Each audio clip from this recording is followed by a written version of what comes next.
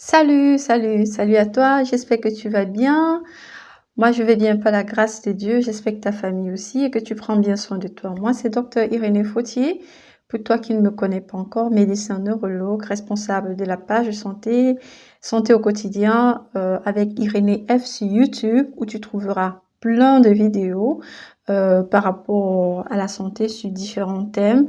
J'offre aussi des consultations gratuites, des avis médicaux gratuits online après abonnement. Il suffit justement vous voyez un message inbox, soit sur TikTok ou sur Facebook Messenger où tu me trouves sous le nom de Irénée Fautier. Ça, c'est mon nom sur Facebook.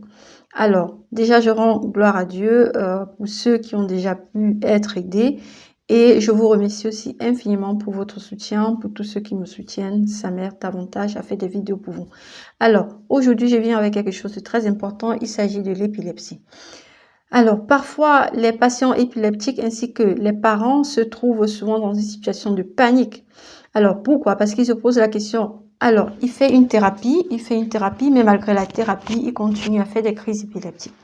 Qu'est-ce qui déclenche les crises épileptiques chez le patient épileptique malgré la thérapie ou malgré une absence de crise épileptique sur une longue durée? Alors, il y a plusieurs causes.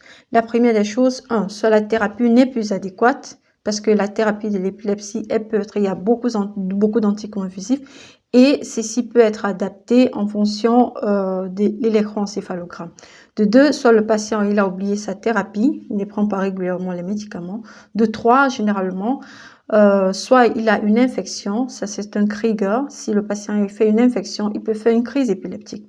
Ça peut arriver soit pendant la fièvre, le palu, n'importe quelle infection peut déclencher une crise épileptique chez le patient qui souffre d'épilepsie.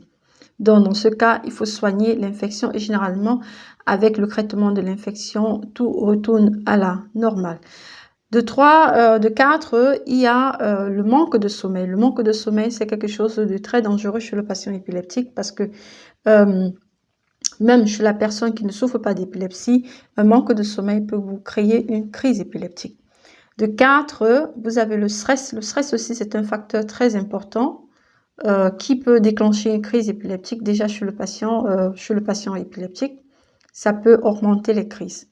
Et de 5, il y a l'exposition aux lumières de forte intensité. Ça peut déclencher une crise épileptique aussi.